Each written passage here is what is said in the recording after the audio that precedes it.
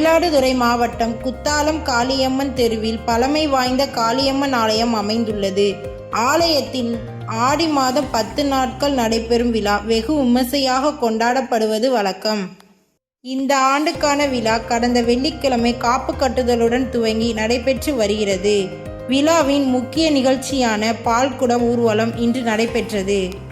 இதை முன்னிட்டு குத்தாலம் காவேரி ஆற்றங்கரையில் இருந்து சிறப்பு பூஜைகளுக்கு பிறகு பால்குடம் ஊர்வலமாக துவங்கியது.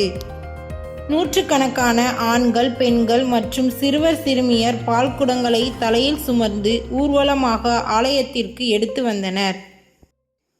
பால்குட ஊர்வலத்துடன் அழகு காவடி நிகழ்ச்சியும் நடைபெற்றது. ரியாவுதீன் என்ற இஸ்லாமிய பக்தர் ஒருவர் அழகு காவடி சுமந்து ஊர்வலமாக ஆலயத்திற்கு வந்தார். தொடர்ந்து அம்மனுக்கு சிறப்பு பாலபிஷேகம் மற்றும் மகா தீபாராதனை நடைபெற்றது. திரளான பக்தர்கள் பங்கேற்று சுவாமி தரிசனம் செய்தனர்.